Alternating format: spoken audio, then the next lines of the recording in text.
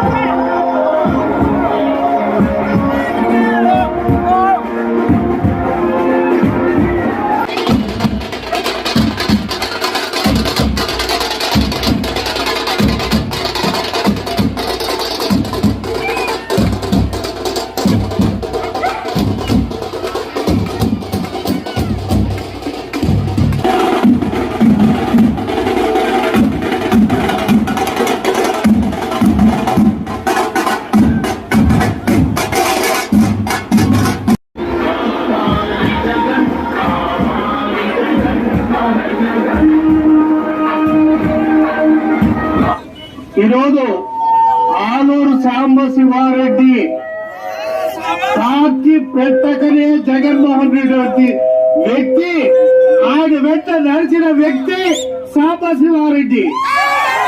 నన్ను సీఎం చేసుకోవడానికి నేను సిద్ధం, మీరు సిద్ధమా? చరిత్రలో రాజుల కాలాన్ని స్వర్ణయుగం అంటారు. కానీ పేదలు కావచ్చు, రైతులు కావచ్చు, దివంగత రాజశేఖర రెడ్డి గారు తర్వాత వచ్చిన మన ప్రీతం నాయకుడు శ్రీ వైఎస్ జగన్మోహన్ రెడ్డి గారి కాలాన్ని స్వర్ణయుగం అని చెప్పేసి మీ అందరికీ తెలియజేస్తా ఉన్నాను. దేశ చరిత్రలో ఎన్నడూ లేనంతగా సచివాలయ వ్యవస్థ కావచ్చు, వాలంటీర్ వ్యవస్థ కావచ్చు, ఈ రోజు పేద ప్రజలకు అండగా నిలబెట్టారంటే అది మన జగన్ అని చెప్పేసి మీ అందరికీ తెలియజేస్తా ఉన్నాను.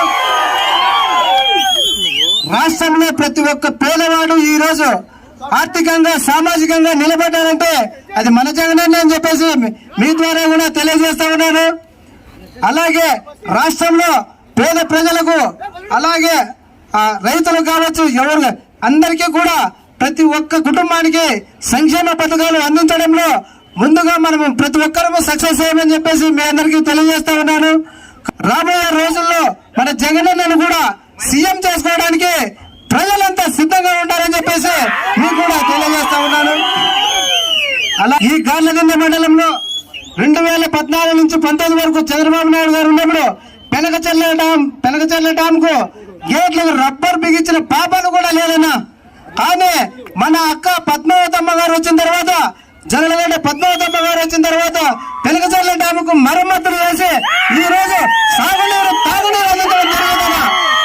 ఈ విషయం మనమంతా గుర్తుపెట్టుకోవాలని చెప్పేసి మీ అందరికీ తెలియజేస్తా ఉన్నానన్న. ముఖ్యంగా ఒక సాధారణ కార్యకర్తను, ఒక టిప్పర్ డ్రైవర్ ను ఈ రోజు జగన్మోహన్ రెడ్డి గారు ఒక ఎమ్మెల్యే అభ్యర్థిగా ప్రకటించడం, వారికి పాదాభివందనం చేసుకుంటానన్నా.